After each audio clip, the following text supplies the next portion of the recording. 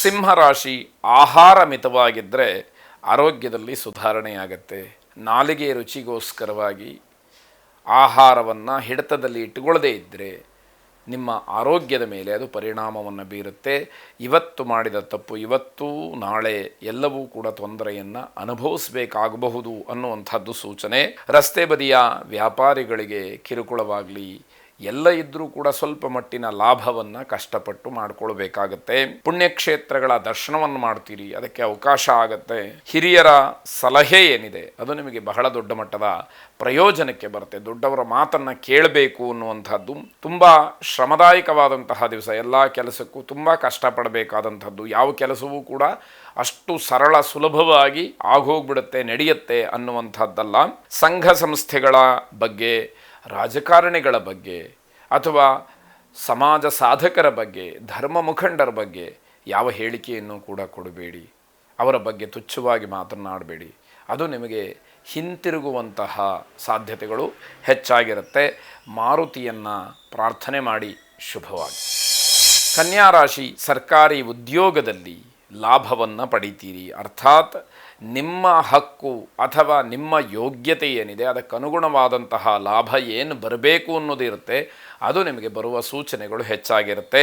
ಸಂತಾನಾಪೇಕ್ಷಿಗಳಿಗೆ ಭಗವಂತನ ಅನುಗ್ರಹದಿಂದ ಶುಭ ಸೂಚನೆ ಅನ್ನುವಂಥದ್ದು ಇರುತ್ತೆ. ವಿಶೇಷವಾಗಿ ಶನಿವಾರ ಯಾರು ಕನ್ಯಾ ರಾಶಿಯವರು ಹುಟ್ಟಿದ್ದೀರಿ ಅವರಿಗೆ ಸ್ವಲ್ಪ ಯೋಗ ಅನ್ನುವಂಥದ್ದು ಈ ದಿವಸ ಬರುತ್ತೆ. ವಾರ ದೋಷ ಇದ್ದರೂ ಕೂಡ ಆ ವಾರದ ವಿಶೇಷವೇ ನಿಮಗೆ ಫಲವಾಗಿ ಪರಿಣಾಮವನ್ನು ಅಥವಾ ವಿಶೇಷವಾದಂಥದ್ದನ್ನು ಅನುಗ್ರಹ ಮಾಡಬಹುದು ಅನ್ನುವಂಥದ್ದು.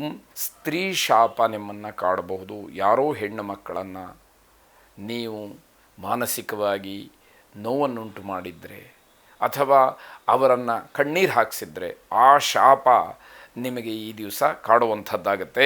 ಬೇರೆಯವರಿಗೆ ಯಾವುದೇ ರೀತಿಯ ಒತ್ತಡವನ್ನು ಹೇರಿ ನಿಮ್ಮ ಕೆಲಸವನ್ನು ಮಾಡಿಸ್ಕೊಳ್ಬೇಡಿ. ಅದು ಅವರು ಸಂತೋಷದಿಂದ ಆ ಕೆಲಸವನ್ನು ಮಾಡದೇ ಇದ್ದಾಗ ನಿಮ್ಮ ಕೆಲಸ ನಿಮಗೆ ಅನುಕೂಲವನ್ನು ತರುವುದಿಲ್ಲ. ಅದನ್ನು ಜ್ಞಾಪಕ ಇಟ್ಕೊಳ್ಬೇಕು. ಹೊಸ ವಸ್ತುವನ್ನು ಖರೀದಿ ಮಾಡೋದಕ್ಕೆ ಮುಂದಾಗ್ತೀರಿ, ಆಮೇಲೆ ಅಂದ್ಕೊಳ್ತೀರಿ ಇವತ್ತು ಮಾಡಬಾರ್ದಾಗಿತ್ತು ಅಂತ. ಇವೆಲ್ಲ ನಡೆಯುವಂಥದ್ದು. ಗೋಪಾಲಕೃಷ್ಣನನ್ನು ವಿಶೇಷವಾಗಿ ಪ್ರಾರ್ಥನೆ ಮಾಡಿ. ಶುಭವಾಗಿ. ತುಲಾರಾಶಿ, ಶೀತ ಸಂಬಂಧವಾದಂತಹ ಸಣ್ಣ ಪುಟ್ಟ ಸಮಸ್ಯೆಗಳು ನಿಮ್ಮನ್ನು ಕಾಡಬಹುದು. ಆದರೆ ತಾತ್ಸಾರ ಮಾಡೋದು ಬೇಡ. ಅದು ಕಾಯಿಲೆ ಅಲ್ಲ, ರೋಗ ಅಲ್ಲ. ಆದರೆ ಬೇರೆ ಕೆಲಸಗಳಿಗೆ ಅಡ್ಡಿಯನ್ನು ಮಾಡುತ್ತೆ. ಮಾನಸಿಕವಾಗಿ ಶಾರೀರಿಕವಾಗಿ ಅಸಮಾಧಾನವನ್ನು ತೋರಿಸುತ್ತೆ. ಯಾವ ಕೆಲಸದಲ್ಲೂ ಕೂಡ ಉತ್ಸಾಹ ಆಗಲಿ ಆಸಕ್ತಿ ಆಗಲಿ ಇಲ್ಲದೇ ಇರುವ ಹಾಗೆ ಮಾಡುತ್ತೆ. ಇದನ್ನು ಗಮನಿಸ್ಕೊಳ್ಬೇಕು. ಅತಿಥಿಗಳಿಗೋಸ್ಕರವಾಗಿ ಕಾದು ಬೇಸರವಾಗುತ್ತೆ. ಯಾರೋ ಬರ್ತೀವಿ ಅಂತ ಹೇಳಿರ್ತಾರೆ, ಸರಿಯಾದ ಸಮಯಕ್ಕೆ ಬರೋದಿಲ್ಲ.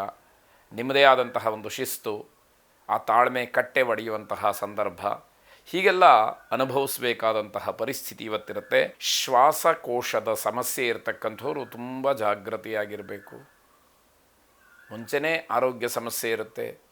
ಈ ದಿವಸ ನಿಮಗೆ ಪ್ರತಿಕೂಲವಾಗಿರೋದ್ರಿಂದ ಇನ್ನಷ್ಟು ಸಮಸ್ಯೆಗಳನ್ನು ಎದುರಿಸಬೇಕಾದಂಥದ್ದು. ಯಾರಿಗೂ ಕೂಡ ಯಾವುದೇ ಕೆಲಸ ಮಾಡಿಕೊಡ್ತೀನಿ ಅಥವಾ ಬೇರೆ ಇನ್ನೇನೋ ವ್ಯವಸ್ಥೆ ಮಾಡ್ತೀನಿ, ಅನುಕೂಲ ಮಾಡ್ತೀನಿ ಅನ್ನುವಂತಹ ಯಾವ ಆಶ್ವಾಸನೆಯನ್ನು ಕೂಡ ಕೊಡಬೇಡಿ.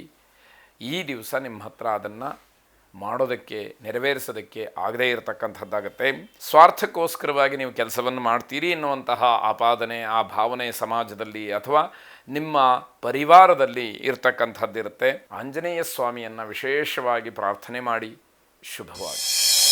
ವೃಶ್ಚಿಕ ರಾಶಿ, ಕುಟುಂಬದ ಸಮಸ್ಯೆ ಬೇಸರವನ್ನು ಉಂಟು ಮಾಡುತ್ತೆ. ಆರೋಗ್ಯದಲ್ಲಿ ಸ್ವಲ್ಪ ವ್ಯತ್ಯಾಸವಾಗಿ ಮಾನಸಿಕವಾದಂತಹ ಹಿಂಸೆಯನ್ನು ಅನುಭವಿಸ್ತೀರಿ ಎನ್ನುವಂಥದ್ದು. ಕಬ್ಬಿಣದ ವ್ಯಾಪಾರಿಗಳಿಗೆ ಲಾಭ ಇದೆ. ಜೊತೆಗೆ ಕಬ್ಬಿಣದಿಂದಲೇ ತೊಂದರೆಯೂ ಕೂಡ ಆಗುವಂಥದ್ದಿರುತ್ತೆ. ಹೊಸ ವ್ಯವಹಾರಕ್ಕೆ ಈ ದಿವಸ ಚೆನ್ನಾಗಿಲ್ಲ. ಕೆಲವು ಪ್ರಯತ್ನಗಳು ಅಥವಾ ಕೆಲವು ಯಾವುದೋ ಒಂದು ಅವಕಾಶಗಳು ಈ ದಿವಸ ಸಿಕ್ಕತ್ತೆ, ಹೇಗೆ ಬಿಡೋದು ಅನ್ನುವಂಥದ್ದು ಕೆಲವರಿಗೆ ಅನ್ನಿಸಬಹುದು. ಆದರೆ ಇವತ್ತು ಲಾಭವಾಗಿ ಕಾಣತಕ್ಕಂತಹ ಉದ್ಯೋಗ ಭವಿಷ್ಯದಲ್ಲಿ ನಿಮಗೆ ತೊಂದರೆಯನ್ನು ಮಾಡಿದರೆ ಆಗ ಕಾರಣ ಏನು ಅಂತ ಹೇಳಿ ತಿಳ್ಕೊಳ್ಳೋದೇ ದೊಡ್ಡ ಸಮಸ್ಯೆ ಆಗಿಬಿಡುತ್ತೆ. ಅದರಿಂದ ಆಲೋಚನೆಯನ್ನು ಮಾಡಿ. ಅಧಿಕಾರಿ ವರ್ಗದವರಿಗೆ ತಮ್ಮ ಕೈ ಕೆಳಗೆ ಕೆಲಸ ಮಾಡ್ತಕ್ಕಂಥವರ ಸಹಾಯ ದೊರಕದಲ್ಲೇ, ಸರಿಯಾಗಿ ಸಹಕಾರವನ್ನು ನೀಡದಲ್ಲೇ ಅವರು ನಿಮಗೆ ತೊಂದರೆ ಅಂತಕ್ಕಂಥದ್ದು ಆಗತ್ತೆ. ಆತ್ಮವಿಶ್ವಾಸವೇ ನಿಮ್ಮ ಪ್ರಗತಿಗೆ ಕಾರಣವಾಗತ್ತೆ. ಅಷ್ಟು ಆತ್ಮವಿಶ್ವಾಸವನ್ನು ಇಟ್ಟುಕೊಳ್ಬೇಕು, ಬೆಳೆಸ್ಕೊಳ್ಬೇಕು ಅನ್ನುವಂಥದ್ದು ಮುಖ್ಯವಾಗುತ್ತೆ. ಸಮೂಹದಿಂದ ಕೆಲಸ ಮಾಡ್ತಕ್ಕಂಥವ್ರಿಗೆ ಜಯ ಇದೆ. ಟೀಮ್ ವರ್ಕ್ ಅಂತ ಏನು ಹೇಳ್ತೀವಿ, ಆ ರೀತಿಯಲ್ಲಿ ಯಾವುದಾದ್ರೂ ಒಂದು ಕೆಲಸವನ್ನು, ಮಹತ್ತರವಾದ ಕೆಲಸವನ್ನು ಮಾಡುವಂಥವ್ರಿಗೆ ಜಯ ಉಂಟಾಗುತ್ತೆ. ಶನೈಶ್ಚರನನ್ನು ವಿಶೇಷವಾಗಿ ಪ್ರಾರ್ಥನೆ ಮಾಡಿ. ಶುಭವಾಗಿ.